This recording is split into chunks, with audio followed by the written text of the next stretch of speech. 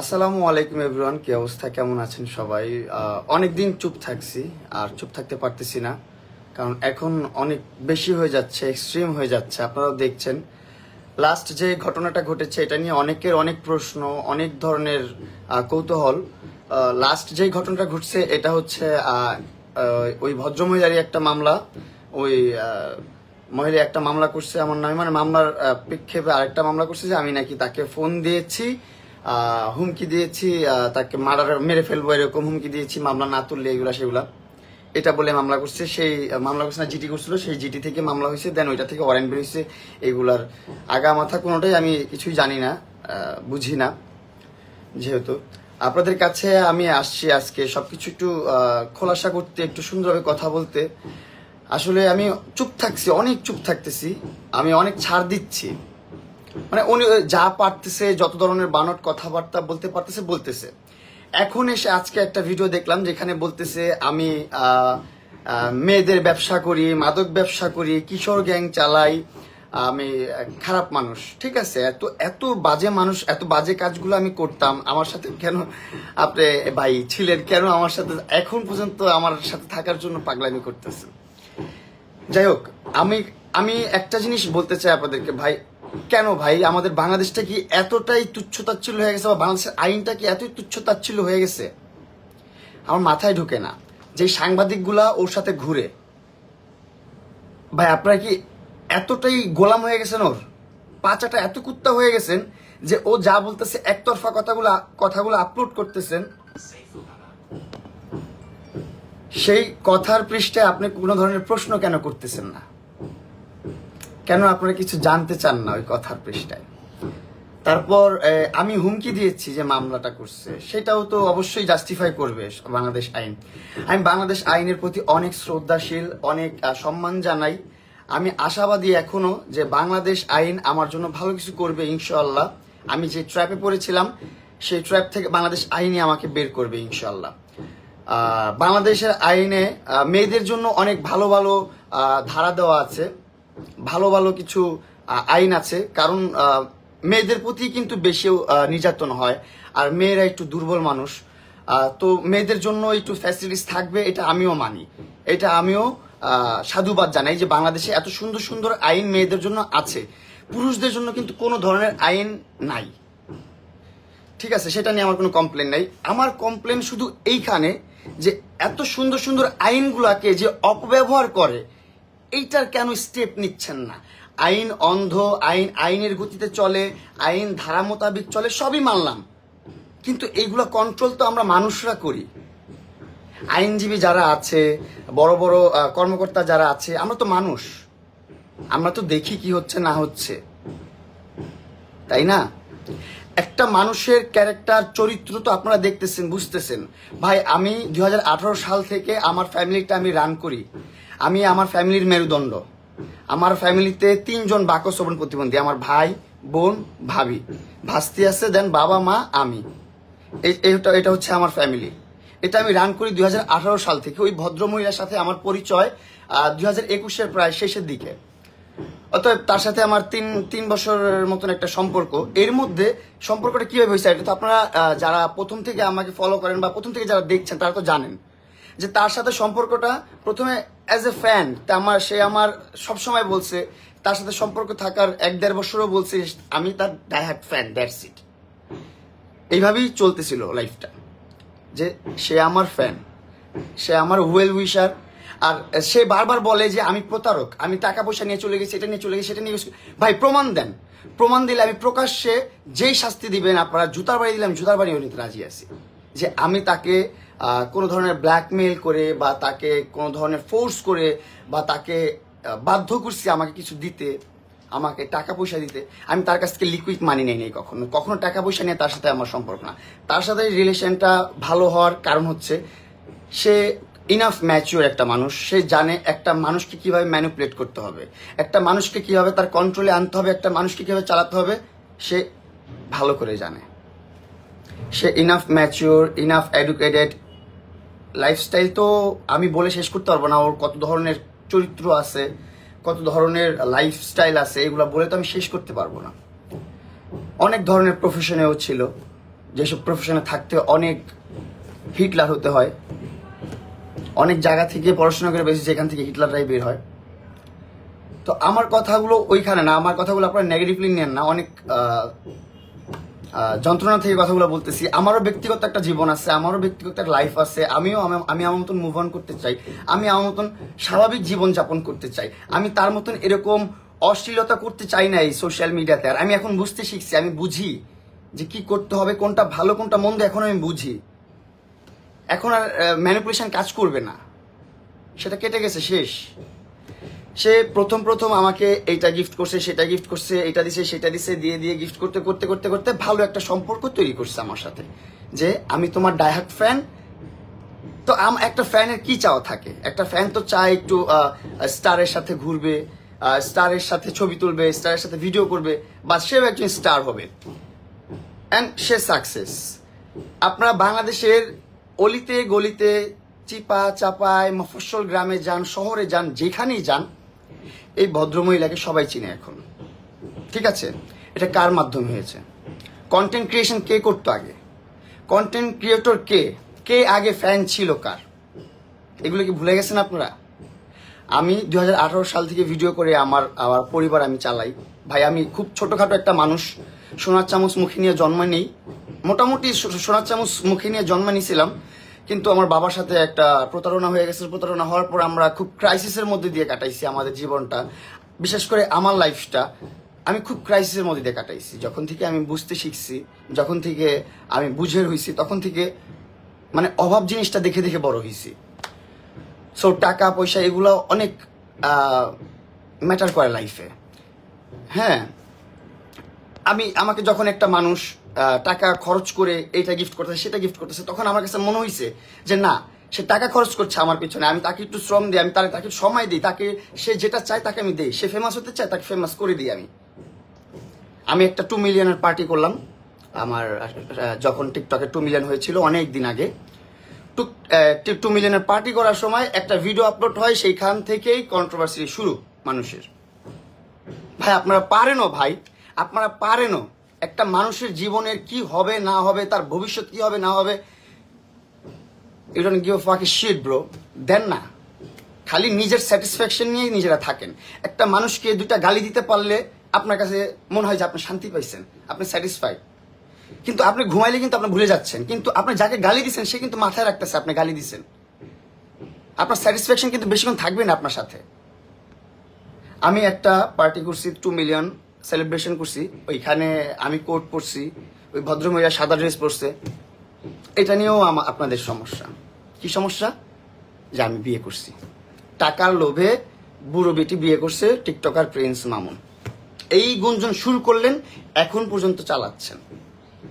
এখন অবশ্যই একটু কমছে ঠিকঠাক, কিন্তু এখন আবার ওই ভদ্রমহিলা আবার আমাকে নিয়ে এই সমস্ত কথাবার্তা বলা শুরু করছে, আবার মামলা মোকদ্দমা করা শুরু করছে। আবার যখন ওনার সাথে যে সাংবাদিকগুলো ঘুরে, আমি কি আবার রিসেন্টলি দেখলাম কিছু সাংবাদিক ভাইরা আছে, তারা আবার প্রশ্ন করছে, কিন্তু প্রশ্ন করে উত্তর নিতে পারে না। আমি এখানে খুবই ডিসঅ্যাপয়েন্টেড, বাংলাদেশের যে সাংবাদিক ভাইরা আছে তাদের কাছ থেকে খুবই ডিসঅ্যাপয়েন্টেড, খুবই। ভাই আপনি আমাকে প্রশ্ন করেন কে আসবেন, আমি সলিড জবাব দিব আপনাদেরকে, আমি সলিড জবাব দিব উইথ এভিডেন্স। তার সাথে আমি প্রথমে কোনো ধরনের ভালোবাসার সম্পর্ক, বিয়ের সম্পর্ক কোনো কিছুতে আমি জড়াই নাই ভাই। অ্যাজ এ ফ্যান আমি সাপোর্ট করতাম তাকে প্রথম।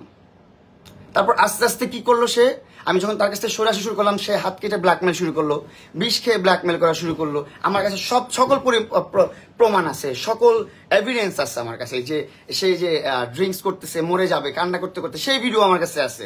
সে যে হাত কাটছে, এটা তো এভিডেন্স আমার রাখা লাগবে না। তার হাত দেখবেন আপনি, এই মাথা থেকে এই মাথা পর্যন্ত কাটা। যে নিজের দেহকে ভালোবাসতে পারে না, সে আরেকজনকে ভালোবাসবে কিভাবে? কোনোভাবেই সম্ভব না। আর তার নেশা হচ্ছে ভাইরাল হওয়া।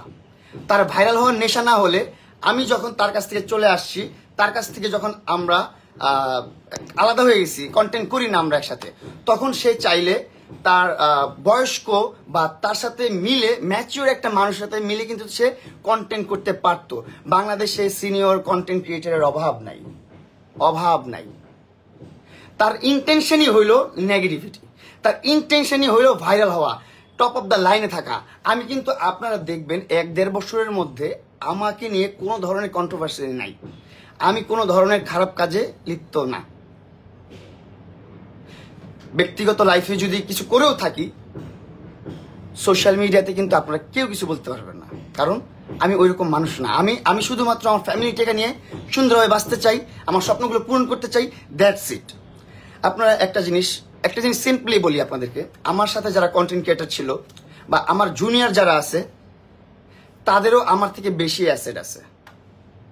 আমার যদি ধরেন 1 কোটি টাকার অ্যাসেট আছে, এখন কথার কথা বললাম, আমার ভাই ব্রাদার যারা ছিল, যারা আমার সাথে কন্টেন্ট করতো বা যারা আমার জুনিয়র, তাদের 1.5-2 কোটি টাকার অ্যাসেট আছে। তাহলে আমাকে আপনারা বলেন যে আমি কিভাবে টাকার লোভী হইলাম, কোন দিক থেকে? একটা মানুষ গিফট করতেছে একটা মানুষকে, এখানে আমি কিভাবে আমি তাকে বলেন এটা কিভাবে কি হয়? আমার কিছু বুঝান এগুলো আপনারা একটু, নাকি আপনারা বুঝেও না বুঝার ভান ধরে থাকেন? এই মহিলাটাকে কি থামানোর মতো কেউ নাই এই বাংলাদেশে? হ্যাঁ, কেউ নাই। আর আইন অন্ধ, আইনের গতিতে চলে, তাই বলে কি এতটাই অন্ধ? একদম কি দেখছে না ভাই?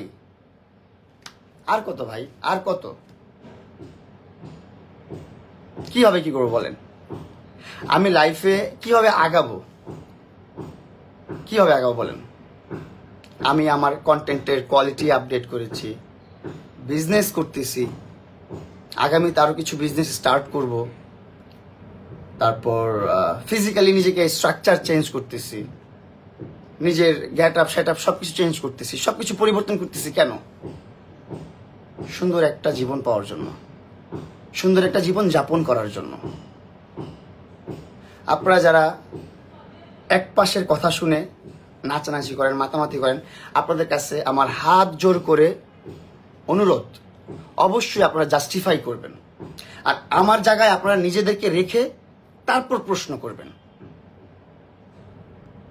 ভাই আমি তো ভাই ভুল কিছু করি না লাইফে। ভাই লাইফে মানুষ মাত্রই ভুল, আর আমি যেই টাইমটাতে এই ভুলটা করছি নর্মাল বিষয় ভাইয়া। ওই টাইমটাতে তখন আমি একদমই ইনম্যাচুর একটা ছেলে। তখন আপনারা আমার শরীর দেখলেই বুঝবেন এটা পুরো একটা ইনম্যাচুর একটা ছেলে। তখন বুঝি, অনেক কিছু বুঝি, কিন্তু এই বাস্তবতার অনেক কিছু আমি ওই টাইমটাতে বুঝি না।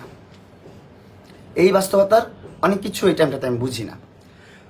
অতএব আপনাদের কাছে আমার রিকোয়েস্ট, আর আরেকটা আমি কয়েকটা ক্ষোভ, মানে 3টা ক্ষোভ প্রকাশ করতেছি এখানে। এক হচ্ছে বাংলাদেশ আইনের প্রতি একটা ক্ষোভ, একটা হচ্ছে বাংলাদেশ কি বলে এটা ভার্চুয়াল স্পামার বা স্পেশালিস্ট যারা আছে তাদের উপরে একটা ক্ষোভ, আরেকটা হচ্ছে সাংবাদিক ভাইদের উপর একটা ক্ষোভ। এই 3টা ক্ষোভ কেন এখন এক্সপ্লেইন করি আমি। প্রথম, বাংলাদেশ আইনের প্রতি অনেক শ্রদ্ধা, অনেক সম্মান আমার আছে। বাংলাদেশের আইন খুবই সুন্দর, আমি মানি। আইনের গতিতে চলে, কিন্তু আইনটা তো কন্ট্রোল করে মানুষ। তারা দেখতেছে সবকিছু, একটার পর একটা মামলা হচ্ছে। সে এই পর্যন্ত মনে হয় 10-12টা করে ফেলছে, গুনতে হবে কয়টা করছে, এখনো গোনা নেই। যখন যা মন চায় তখন তা মামলা করে, অ্যাটেম্পট টু মার্ডার করে। আবার পরে ভরণ পোষণ দেই না, এটা নিয়ে একটা জিডি করছিল বাটারা থানায়। আমি নাকি তাকে ভরণ পোষণ দেই না। ভরণ পোষণ কে দেয়? স্বামী দেয়। আমি তো বিয়ে করি নাই, তাহলে আমি কেন ভরণ পোষণ দিব? এটা নিয়ে একটা জিডি করছে, তাই ওইটা কার্যকর হয় নাই। তারপর করছে কি ধর্ষণ মামলা। কারণ আছে বাংলাদেশের আইনে এইগুলো, যারা অবহেলিত নারী আছে, নির্যাতিত নারী আছে, তাদের জন্য এই আইনগুলো তৈরি হয়েছে বাংলাদেশে। কিন্তু এই আইনগুলাকে অপব্যবহার করছে এই টাইপের কিছু ভদ্র মহিলারা। সে পাস্টে কি করছে না করছে সবকিছু হাইট ছিল আমার কাছে। আর আমারও কিছু আমি বদার ছিলাম না তার পাস্ট নিয়ে ওই টাইমটাতে। আপনারা অনেকে এখন প্রশ্ন করেন, সেও বলে যে এতদিন ছিল সে জানে না, সে বদার করে নাই। আসলে আমি বদার করতাম না, কারণ আমার কিছু যায় আসে না তার পাস্ট নিয়ে। কারণ তাকে নিয়ে আমার ফিউচার নেই, যাকে নিয়ে আমার ফিউচার নেই তার পাস্ট নিয়ে আমি কেন ঘাটাঘাটি করব? সে as a well wisher, as a diehard fan হিসাবে আমার কাছে আসছে। যতটুকু সাপোর্ট লাগে ততটুকু সাপোর্ট করছি। যখন আমি চলে আসতেছিলাম তখন থেকে ব্ল্যাকমেল শুরু করছে। তারপর থেকেই সোশ্যাল মিডিয়াতে এসে আমার যত ধরনের বয়ান পাবেন, ভালোবাসা, এটা ওইটা সেটা, এগুলো সবই ব্ল্যাকমেলের শিকার হয়ে করা। এইসব ভিডিওগুলো। না হলে সে মরে যাবে, সুইসাইড করবে, সে ছাদ থেকে লাফ দিয়ে মরে যাবে, সে বিষ খেয়ে মরে যাবে। আমার কাছে সব ভিডিও আছে, এভিডেন্স আছে আমার কাছে, নো ওয়ারিস। আমি এভিডেন্স ছাড়া কথা বলি না মামুন। একটা খুব বলছি পুলিশের, আইনের। দ্বিতীয় খুব স্পামার ভাইদেরকে নিয়ে, স্পামার ভাই বা স্পেশালিস্ট যাই বলেন, আপনাদেরকে নিয়ে একটু খুব, আমার ছোট ভাই হিসাবে একটু খুব। কারণ আমি যখন কন্টেন্ট করতাম তখন অনেক বেশি ঝামেলা, অনেক কিছু দেখতে হয়েছে। আরও এখনো অনেক কন্টেন্ট ক্রিয়েটাররা আছে যাদেরকে শুধু শুধু কিছু স্পামার আছে, শুধু স্ট্রাইক দিচ্ছে, শুধু হেনস্থা করতেছে, হ্যারাসমেন্ট করতেছে। আমি বলতেছি ভাই আপনারা কি দেখেন না ভাই, যে নোংরামি নষ্টামি যে সোশ্যাল মিডিয়াতে করে, এগুলা কি আপনারা দেখেন না ভাই? এগুলো কিছু করতে পারেন না ভাই? এই পেজগুলো কিছু করতে পারেন না ভাই? কেন? যারা ফ্যামিলি সংসার চালানোর জন্য ফেসবুক চালায়, সংসার চালানোর জন্য ফেসবুকে কন্টেন্ট করে, তাদের কন্টেন্টে স্ট্রাইক মারেন আপনারা। যাদের সংসারে সব আছে কিন্তু সোশ্যাল মিডিয়াতে এসে নষ্টামি করে, নোংরামি করে, সমাজকে ধ্বংস করে, তাদেরকে কেন কিছু করেন না আপনারা ভাই? আপনাদের কাছে আমার এই ছোট্ট একটা প্রশ্ন ভাই, আমার ভাইয়েরা যারা আছে তাদের কাছে এই প্রশ্নটা আমার রইল, ইচ্ছে হইলে ছোট ভাইকে প্রশ্নের উত্তরটা দিয়েন। থার্ডলি যেটা বলছি, সাংবাদিক, হলুদ সাংবাদিক বলি তাদেরকে, আমি পাঁচাটা সাংবাদিক বলি, যারা প্রশ্ন করতে না পারে। আপনি কিসের জার্নালিস্ট, আপনি কিসের সাংবাদিক যেখান থেকে আপনি সত্যটা বের করে আনতে পারবেন না, যে শুধু নষ্টামি নোংরামি পাবলিশ করবেন? ল্যাংটা হয়ে বসে থাকে তাদের যে আপনারা কি বলে নিউজ করেন। আরে ভাই, বাংলাদেশে কত মানুষ না খেয়ে মরে যাচ্ছে, কত মানুষ ভাই কত জায়গায় পড়ে মরতেছে, ধুকে মরতেছে, কত অবিচার, কত কিছু হচ্ছে, চাঁদাবাজি, এটা ওইটা সেটা, সেগুলো নিয়ে আপনারা কেন কথা বলেন না? সেগুলো নিয়ে আপনারা কিছু করতেছেন না কেন করেন না আপনারা সেগুলো নিয়ে? খালি নোংরামি নষ্টামি এগুলো এক সাইড থেকে, একতরফা থেকে আপলোড করেন কেন? আর যখন একটা মানুষ একটা কথা বলবে, সেই এভিডেন্সটা নিয়ে আপনি তারপর সেই নিউজটা আপলোড করবেন, আপনি তখন একটা প্রকৃত সাংবাদিক, না হলে আপনি হলুদ সাংবাদিক। আপনারা যদি আমার কোনো কথা যুক্তি না পান আমাকে অবশ্যই বলবেন, আর আপনাদের মনে যদি কোনো ধরনের প্রশ্ন থাকে অবশ্যই আমাকে করবেন।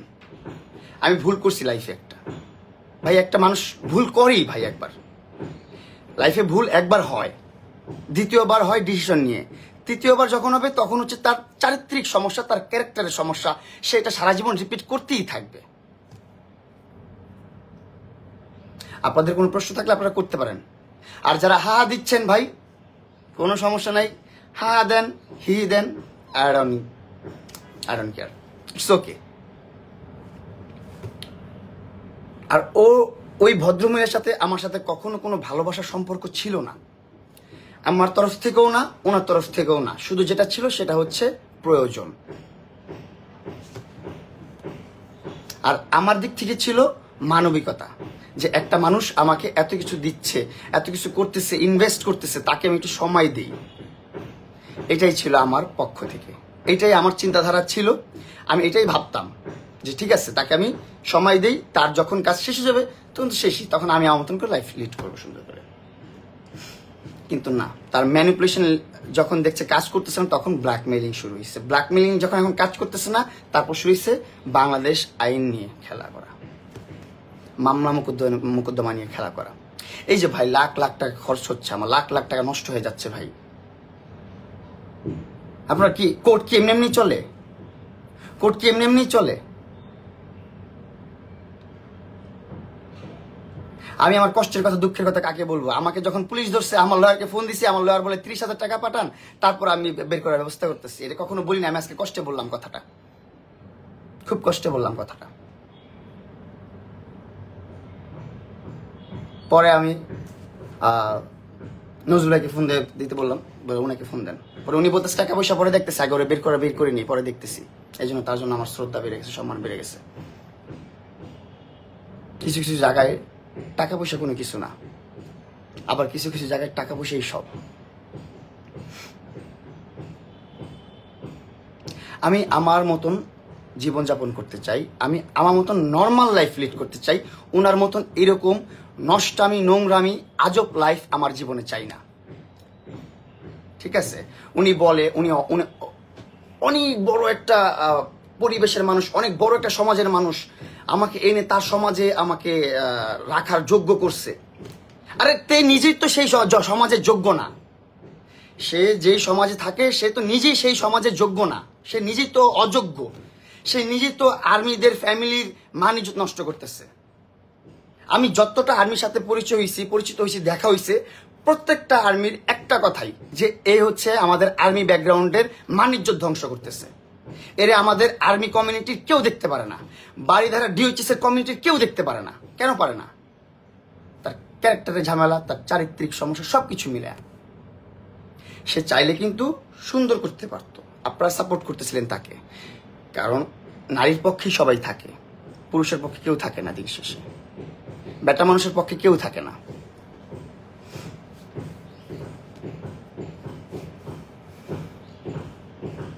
এখন ভালো হন, সময় আছে। ভাই আমি তো ভালো হয়ে গেছি রে ভাই, আমি তো ভালো হয়ে কাজ করতেছি, আমি বিজনেস করতেছি, কন্টেন্ট করতেছি। আমার একটা খারাপ দিক আপনি দেখান, যেই কমেন্টসটা করছেন। আপনি যদি এই কমেন্টসে আমার এই প্রশ্নের উত্তর দিতে না পারেন, তাহলে কিছু বলতে চান না, তাহলে আপনি ভদ্রঘরের সন্তানই, সমস্যা নেই। আপনি বলেন আমার একটা খারাপ কাজ বলেন, যে আমি এই কাজটা খারাপ করতেছি, সোশ্যাল মিডিয়াতে আমি এই নোংরামিটা ছড়াচ্ছি, দেখান আমাকে। আপনি কে দেখাবেন? একটা মানুষ দেখান আমাকে আমি এই নোংরামিটা করতেছি, আমার একটা দোষ দেখান। আর আমি খুব খুব কন্ট্রোল করে চলি এখন।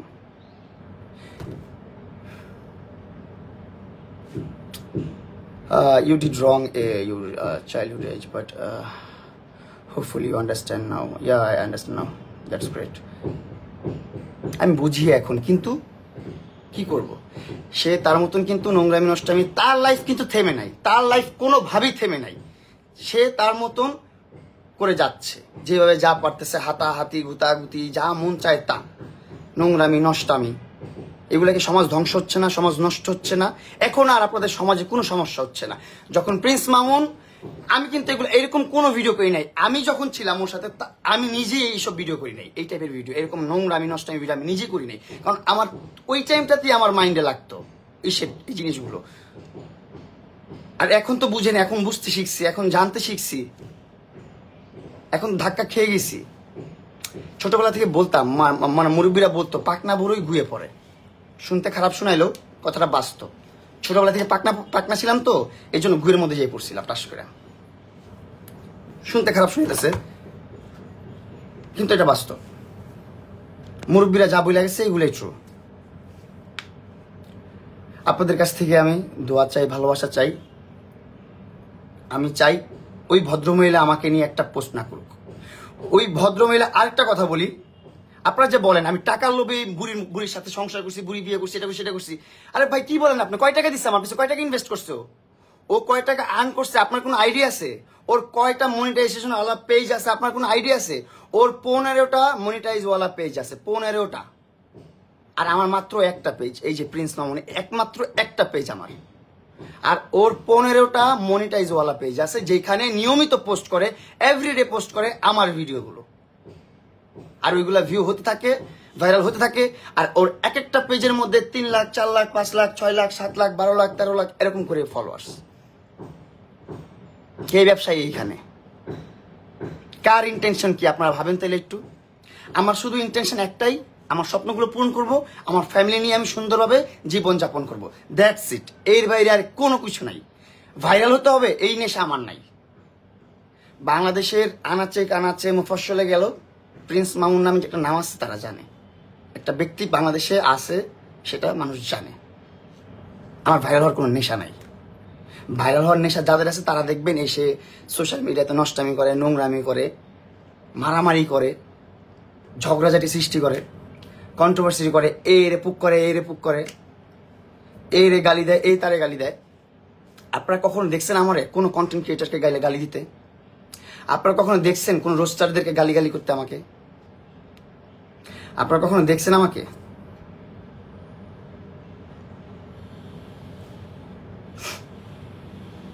বলেন আপনারা, আপনাদের কাছে আমার প্রশ্ন।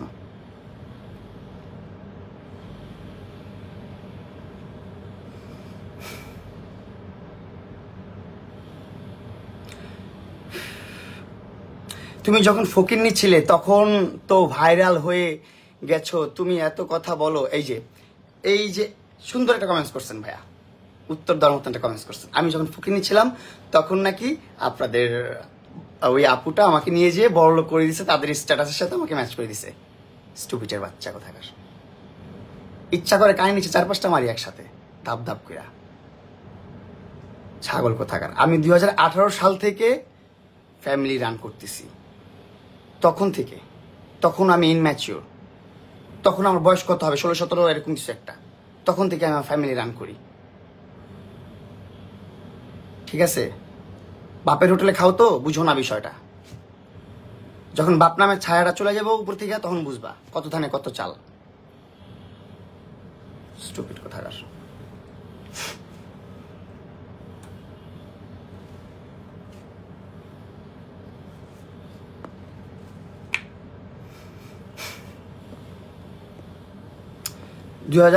সালে আমার 10 মিলিয়ন ফলোয়ার্স ছিল।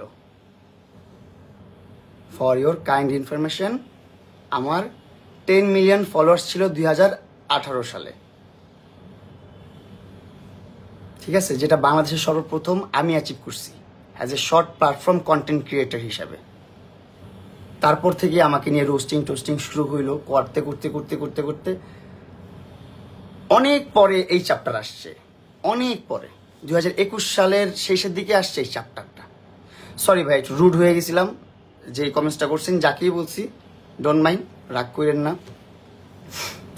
আর যারা বলতেছেন এই কথাগুলো তাদেরকে বলতেছি ভাইয়া, 2018-তে মামুন ভাইরাল, কিছু আবাল আজাইরা পেঁচাল পারে। যারা হচ্ছে এই কন্ট্রোভার্সির পরে চিনছে আমাকে, তারা হচ্ছে অতটুকুই জানে। আর যারা আমাকে একদম প্রথম থেকে জানে, যারা আমার স্টোরি জানে, তারা জানে আমি উঠে আসছি নিচ থেকে। কারো চাইটা আমি আসি নাই, কারো পাঁচেটা মামুন আসে নাই, কারো পাঁচেটা এই মামুনের নাম প্রিন্স মামুন হয় নাই। মামুন নিজে কন্টেন্ট করছে, একা একা করছে। যাই করছি, ছাপড়িগিরি করছি, ছ্যাবলামি করছি, যাই করছি নিজের যোগ্যতায় করছি, নিজে করছি। নিজের ফ্যামিলি চালানোর জন্য করছি, নিজের ফ্যামিলিকে বাঁচানোর জন্য করছি, নিজের স্বপ্ন পূরণ করার জন্য করছি। অ্যান্ড আমি সাকসেস। যারা সমালোচনা করছেন বা করতেছেন, আপনি দেখেন আপনি কোথায় বসে আছেন। আপনার হাতে কয় টাকা দামের মোবাইল আছে? আপনার পাছার নিচে কয় টাকা দামের গাড়ি থাকে? আপনি কোন বাসায় ঘুমান? সমালোচনা করেন না। যে নিজেকে নিয়ে সমালোচনা করতে পারে সেই জীবনে অনেক বড় হইতে পারে। যে মানুষকে নিয়ে সমালোচনা করে সে পিছনেই পড়ে থাকে, সে কখনো বড় হইতে পারে না, কখনো না। যার মন মানসিকতা ছোট, সে কিভাবে বড় হবে? আপনার আমাকে ভালো লাগে না, আপনি আমাকে দেখেন না, আপনার আমার সাথে কথা বলেন না, আপনি আমাকে গালি দিয়ে আপনার মুখ কেন নষ্ট করবেন? কারণ কি, আপনি ওই পরিবেশেরই মানুষ, আপনি ওই সমাজের মানুষ, আপনি ওই নোংরা জায়গার মানুষ। আপনার কাছে নোংরা কিছু ছাড়া ভালো কিছু আসবে না। অতএব নিজেকে পরিবর্তন করেন, ভালো কিছু আসবে জীবনে। ভালো ব্যবহার করেন মানুষের সাথে, ভালো কিছু পাবেন। আমরা সোশ্যাল মিডিয়াতে আসছি, কন্টেন্ট করতে আসছি, বিনোদন দিতে আসছি, কিছু কথা বলতে আসছি, আড্ডা মারতে আসছি। এইখানে আমাদের আহামরি এমন কিছু না যে এইখানে একজন আরেকজনের জীবনের পিছনে লেগে যেতে হবে, একজনের আরেকজনের ক্যারিয়ারের পিছনে লেগে যেতে হবে, এমন কিছু না ভাই। বড় হন না ভাই। আমার কত ফ্যান ফলোয়ার এখন বড় হয়ে গেছে, আমার কত যারা পিছিয়ে দৌড়াইছে, আমার পিছিয়ে দৌড়াইছে ভাই, একটা ছবি তুলবো, তারা এখন 4 লাখ 5 লাখ টাকা করে মাসে কামায়। আমি তাদের কারো দোয়া করি যে এখন 5 লাখ কামাস, পরে 10 লাখ কামা, ঝামেলা নাই। তুই কামাবি, তুই তোর লাইফ লিড করবি, আমার কি? আমি কামাবো, আমার লাইফ লিড করবো আমি, ঝামেলা নাই তো। নিজের লাইফ নিয়ে একটু চিন্তা ভাবনা করেন, মানুষের লাইফ নিয়ে না ভাই, মানুষের লাইফ নিয়ে না। আর যখন নেগেটিভ কন্টেন্ট গুলো আসবে, দেখবেন নট ইন্টারেস্টেড নামে একটা অপশন দিচ্ছে কোম্পানি, ওইটাতে ক্লিক করে দিবেন। একটা গালি না দিয়ে নট ইন্টারেস্টেড দিবেন, অথবা ওই কন্টেন্ট ক্রিয়েটরকে আপনি ব্লক করে দিবেন। তাহলে ওর কন্টেন্ট আপনার কাছে আসবে না, আপনার বিরক্ত লাগবে না, আপনার খারাপও লাগবে না, আপনার মেজাজও খারাপ হবে না, আপনার গালিও দিতে হবে না, আপনার মুখও নষ্ট হবে না। ভালো থাকেন, সুস্থ থাকেন, এইটাই চাই। আমার জন্য দোয়া করেন, ভালোবাসা রাখেন। আমার লাইফে যা হচ্ছে আমি বলি আমার শত্রুরও তা না হোক। আমি হাসি খুশি থাকি দেখা মানুষ মনে করে অনেক মজায় আছি। ভাই, মামলা মুকদ্দমা কখনোই ভালো কিছু না, কখনোই না। ওই ভদ্রমহিলা শুধু ভাইরাল হচ্ছে, ভাইরাল হওয়া শেষ। এখন হচ্ছে এই পোলাটারে কেমনি হেনস্থা করবে, না হলে ভালোবাসার মানুষকে এখন কষ্ট দেওয়া যায় না। ভালোবাসা মানে হচ্ছে স্যাক্রিফাইস করা। ভালোবাসা মানে জানি আমি জিতছি, জানি আমি রাইট, জানি আমি সত্য, তারপর আমি নত, আমি স্যালেন্ডার, যে আমি ভুল। এটা হচ্ছে ভালোবাসা। কোরবানি দেওয়া হচ্ছে ভালোবাসা। আমরা যে কোরবানি দেই এটা কি? এটা আমার আল্লাহর প্রতি আমাদের ভালোবাসা আমরা প্রকাশ করি। এরকমই নিজের ব্যক্তিগত জীবনের ভালোবাসার মানুষকে ধরে রাখতে হলে কিছু কিছু কোরবানি দিতে হয়। হয়তো সমাজকে কোরবানি দিতে হবে, নাহলে পরিবারকে কোরবানি দিতে হবে, নাহলে নিজের চাহিদাকে কোরবানি দিতে হবে, নিজের ইচ্ছাকে কোরবানি দিতে হবে।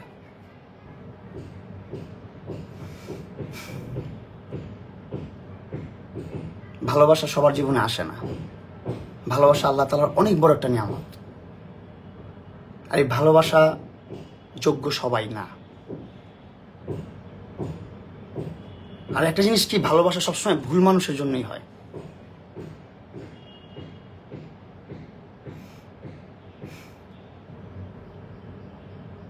লাইফে অনেকগুলো ধাক্কার মধ্যে একটা ধাক্কা আসছে এরকম। লাইফটা সুন্দর চলতেছিল, কিন্তু এখন আবার নতুন করে ঝামেলা করে, আবার নতুন করে সব উল্টালটা করে দেওয়া দরকার ছিল। কেন করতেছো? করো না ভাই। আমি তো কখনো মুখ খুলি না আইসা, কখনো তো কথা বলি না আমি আইসা। আমি ওর কন্টেন্টও দেখি না, আমি ওই ভদ্রমহিলার কন্টেন্টও দেখি না। আমি মানে নট ইন্টারেস্টেড দিয়ে রাখি। সামনে যদি একবার ভুলেও চলেও আসে যদি কোনো ভিডিও, আমি তো ব্লক করে রাখি সব জায়গা থেকে। দেখতে চাই না আমি এগুলা, দেখি না আমি এগুলা, কথা বলবো না আমি এগুলা। আমি বদার করি না ওর লাইফ নিয়ে ভাই। আমার কিছু যায় আসে না ওর লাইফে কি করলো না করলো। কারণ তার মাঝখানে আমার প্রতি ভালোবাসা ছিল না, আমার মধ্যেও তার জন্য ভালোবাসা ছিল না। যা ছিল আমাদের প্রয়োজন ছিল, শেষ, দা এন্ড সবকিছুর। এখন কেন আবার নষ্ট করার দরকার কি? সবকিছু ভালো চলতেছিল আমার লাইফটা, এখন সবকিছু ঠিকঠাক ছিল, সব ওকে ছিল। কেন আবার নতুন করে ঝামেলা করতে হবে? চুলকায় খালি, ভাইরাল হইতে ইচ্ছা করে খালি। কেন ভাই? বাংলাদেশকে আপনারা দেখতেছেন না ভাই? আপনারা কি দেখেন না ভাই? আইনের মানুষরা কি দেখেন না? আপনারা কি মোবাইল চালান না, স্মার্টফোন চালান না? আধুনিক হয় নাই দেশ এখনো? বাংলাদেশ কি আধুনিক হয় নাই? নাকি ভান ধরে বসে থাকেন? অনেক এডুকেটেড, অনেক ক্ষমতাশীল ব্যক্তি আপনি, অনেক সম্মানী ব্যক্তি, কথা বলা যাবে না একজন টিকটকারের সাথে নাকি? বা একটা টিকটকারকে সাপোর্ট করা যাবে না এমন কিছু? কোথায় যাবে অহংকার? মরবেন তো, মরতে হবে সবারই একদিন। আল্লাহ তাআলা আরো ধৈর্য দেখ আমাকে। অনেক ধৈর্য ধরে রাখছি, আরো ধৈর্য ধরি। আপনাদের কাছে রিকোয়েস্ট আমার, হাত জোর করে আপনারা সাপোর্ট করবেন আমাকে, দোয়া রাখবেন আমার জন্য। আর যারা আমাকে নিয়ে পোস্টগুলো করে, ওই পোস্টগুলোতে আপনারা রিপোর্ট দিবেন, নট ইন্টারেস্টেড দিবেন, অ্যান্ড কমেন্ট বক্সে আপনারা প্লিজ সাপোর্ট জানাবেন আমার জন্য। আমাকে নিয়ে কোনো ধরনের ভিডিও আপলোড করবেন না। আপনি ভদ্রমহিলা, আপনাকে বলতেছি, আমাকে নিয়ে কোনো প্রকার ভিডিও আপনি আপলোড করবেন না। আপনি যে ফেক পেজগুলো চালান, আমি জানি কোন পেজগুলো আপনার। 15টা পেজ যে আপনি চালান, এটা আমি জানি। মানুষ শুধু এইটাই দেখছে যে মামুন টাকার লোভে বুড়ির কাছে গেছে, মামুন টাকার লোভে বুড়ি মহিলা বিয়ে করছে। ভাই একদম রং আপনারা ভাই। ও যা করছে ইনভেস্ট করছে, যেটা হচ্ছে গিফট কিনে পাঠাইছে, কিনে গিফট দিছে। আমার কিন্তু লিকুইড মানি দেয় নাই, ও লিকুইড হ্যান্ড ক্যাশ টাকা দেয় নাই কিন্তু আমাকে কখনো। ও আমাকে গ্যাজেট কিনে দিত, এটা কিনে দিত, ওইটা কিনে দিত, সেটা কিনে দিত। মানে একটা বাচ্চাকে যেটা আমার বাবা মা যেটা করতে পারে না, সেটাও করছে। এক কথায় আমার মার কাজটাও করে দিচ্ছে, আমার বাবা মা যে কাজটা করতে পারে নাই। কারণ আমি বললাম না, আমার বাবা একটা ধাক্কা খাওয়ার পর খুব ক্রাইসিসের মধ্যে দিয়ে আমার জীবনটা গেছে। আমার যা স্বপ্ন আমি নিজে পূরণ করছি। এখন পর্যন্ত, এখন অব্দি যা করতেছি নিজে করতেছি। আমি নিজে একা ইনকাম করি আমার ফুল ফ্যামিলিতে। অতএব আমার শখটা খুব লিমিটেড। আমার ফ্যামিলি দেখার পর আমার শখটা আমার পূরণ করতে হয়। আগে ফ্যামিলি দেখতে হয়, ফ্যামিলিকে দেওয়ার পর কিছু থাকলে সেটা দিয়ে আমি শখ পূরণ করি, না হলে নাই, শেষ।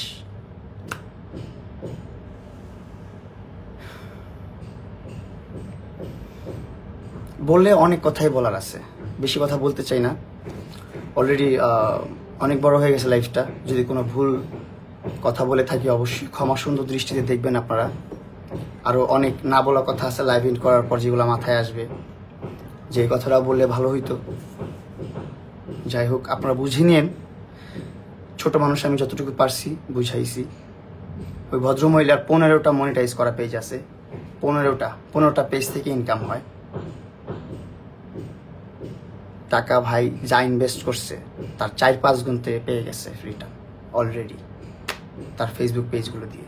তার ফেসবুক পেজগুলো কে দ্বারা করাই দিছে? তার ফেসবুক পেজগুলো চলতেছে কার ধারা? সে সোশ্যাল মিডিয়াতে কার ধারা আসছে? তাকে সোশ্যাল মিডিয়াতে কার ধারা চিনে?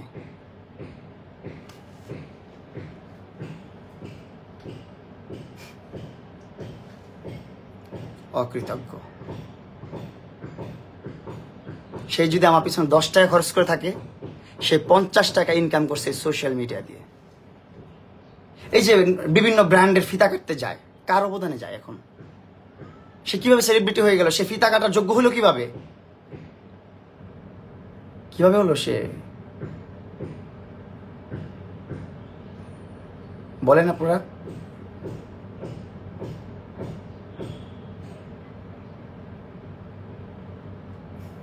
কেউ যদি প্রমাণ করতে পারেন আমার একটা কথা মিথ্যে, তাহলে আপনারা যেই শাস্তি দিবেন আমি মাথা পেতে নিব।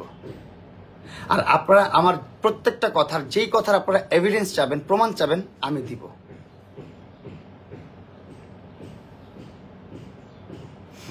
সেই টাকা দিয়ে এখন পুটিং পাটিং করে, যা মন চায় তা করুক। I don't give a fuck. You should move on. আমি অলরেডি মুভ অন করছি। আমি আমার মতন করে লাইফস্টাইল লিড করতেছি। আমি আমার মতন করে সুন্দর একটা লাইফ যাপন করতেছিলাম, জীবনযাপন করতেছিলাম। সব এলোমেলো করে দিল আবার, সব এলোমেলো হয়ে গেল আবার, শুধুমাত্র একটা মহিলার জন্য। কেন ভাই? ঝামেলা কি তোমার? পশ্চাৎ মহিলা কোথাকার।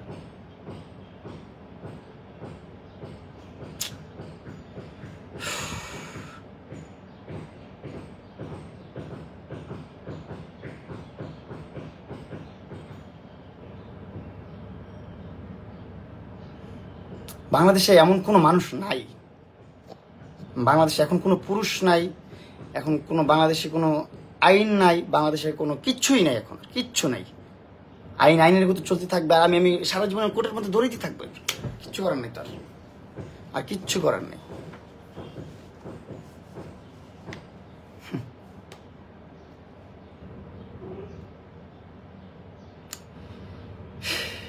সবকিছু কাটায় খুব সুন্দর করে নিজের লাইফটা গুছায় নিয়েছিলাম, আবার সব এলোমেলো করে দিল, সব এলোমেলো হয়ে গেল, সব উল্টা পাল্টা। আল্লাহ আপনাকে মাফ করে দেখ, ভালো মানুষ হিসেবে কবুল করুক। আমিন আমিন আমিন। আল্লাহ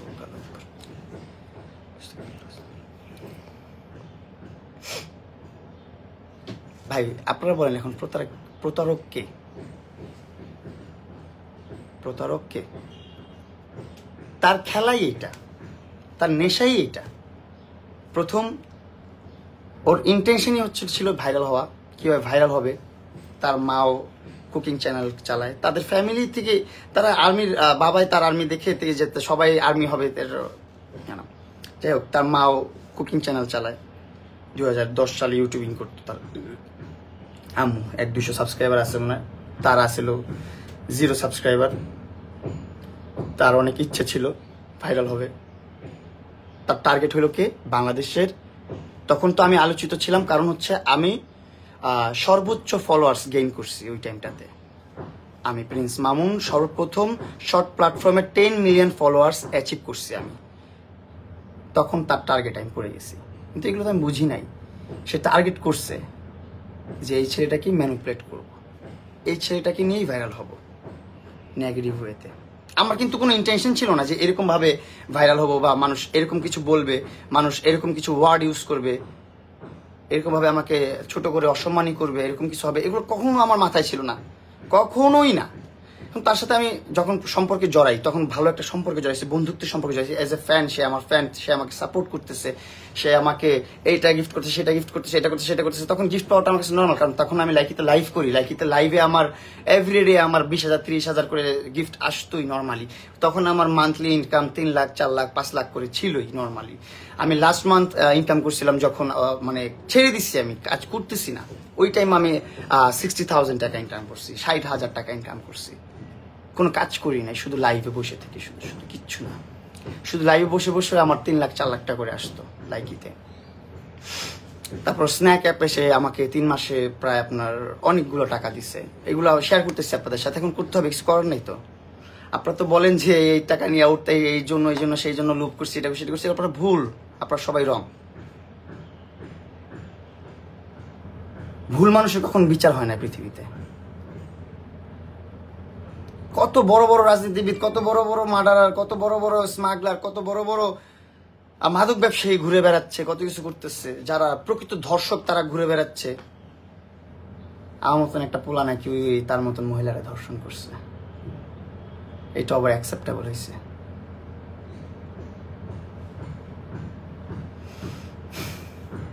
বাংলাদেশের আইনের প্রতি আমার খুব শ্রদ্ধা সম্মান ছিল, আছে, আগামীতে থাকবে কিনা সেটা জানি না, তার নিশ্চয়তা নাই।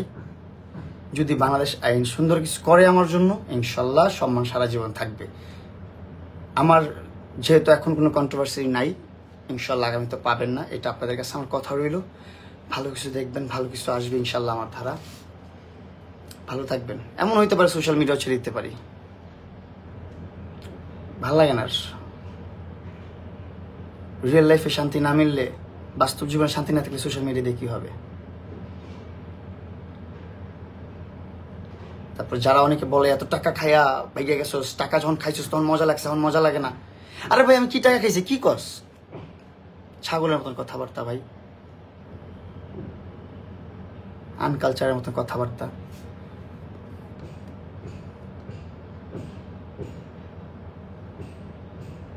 বড় বড় অপরাধ করে মানুষ ছাড় পেয়ে যাচ্ছে, আর আমি অপরাধ না করি, আমার 4-5টা মামলা চলতেছে।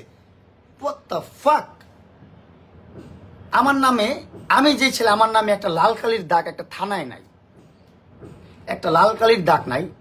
সে বলে আমি মুসলেখা দিয়েছে, সেটা দিয়েছে, সেটা। আরে ভাই ওগুলো তো প্রি ওয়ার্কআউট করে রাখছি। এগুলা যখন দেখছি দেশের পরিস্থিতি খারাপ, তখন আমি আগে প্রি ওয়ার্কআউট করে রাখছি, প্রি রেডি করে রাখছি, সব প্রিপেয়ার করে রাখছি, না আমার কোনো কিছু পোহাইতে না হয়, আমার জন্য লাল কালির দাগ না পড়ে। আমি না করছি কখনো রাস্তায় কোনো মেয়েকে ইপটিজিং, না কাউকে পিটাইছি কোনো কিছু করে। ছোটবেলা ভাই মারামারি কত কিছু হয় না, হয় না? নর্মালি তো এটা নর্মাল বিষয় না, নর্মাল না? মারামারি কাটাকাটি কত কিছু তো নর্মালি হয়, থাপ্পা থাপ্পি ঘুষাঘুষি, কত ঝগড়া ঝাঁটি হয় এলাকার ভিত্তিক, হয় না?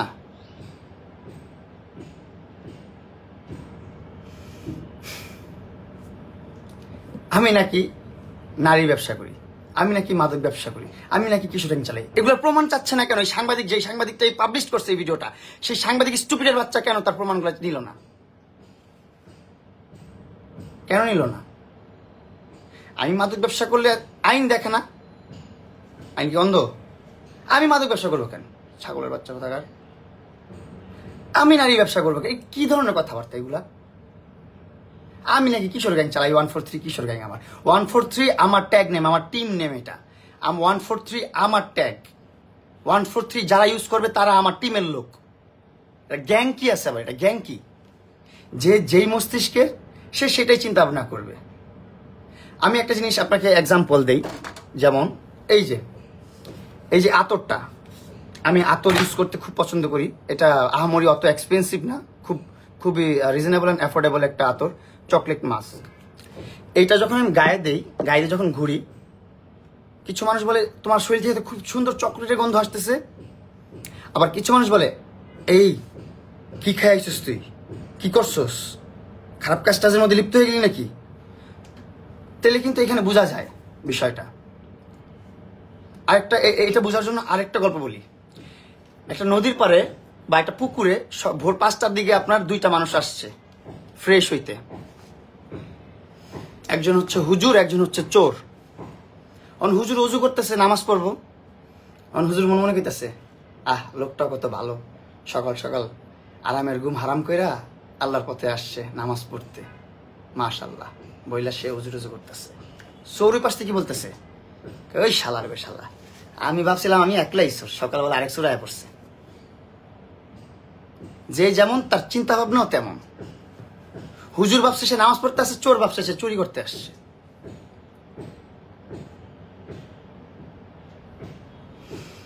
তো আমার এই সংগঠনটা, আমি যে 143 কোন সংগঠনই নেই, এটা জাস্ট এমনি নেম টেক থাকে না, স্টেজ ট্যাগ থাকে না, আমার স্টেজ ট্যাগ একটা, আমার stage name Prince, stage tag হচ্ছে 143।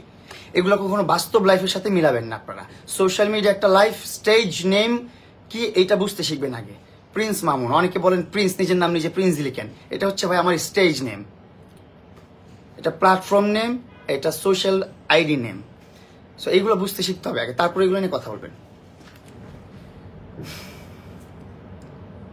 যতদিন বেঁচে আছি এইসব নাটক দেখে যাব। আপনার কাছে প্রশ্ন, আপনি আমার তরফ থেকে কয়টা নাটক দেখছেন বা কি দেখছেন আমার পক্ষ থেকে, আপনি অবশ্যই উত্তর দিয়ে যাবেন।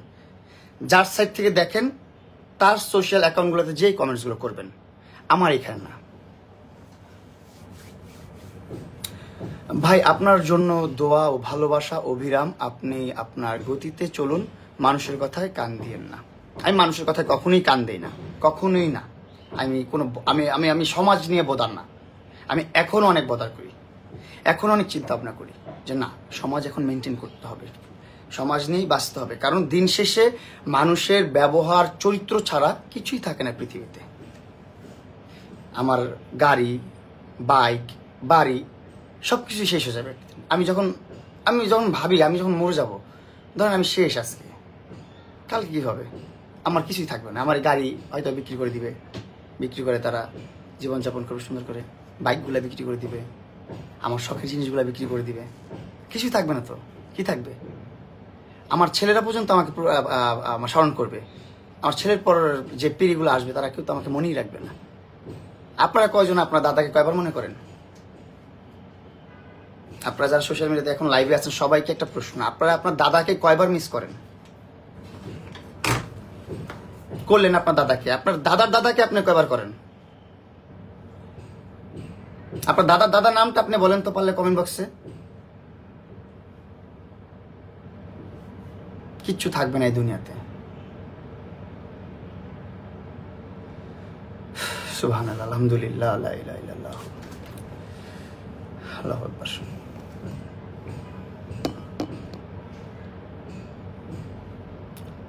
কুল্লু নাফসি যায়িকাতুল মাউত, মৃত্যুর স্বাদ সকল জীবকে গ্রহণ করতে হবে। বুঝছেন? মৃত্যুর স্বাদ গ্রহণ করতে হবে আপনার, ইনশাআল্লাহ।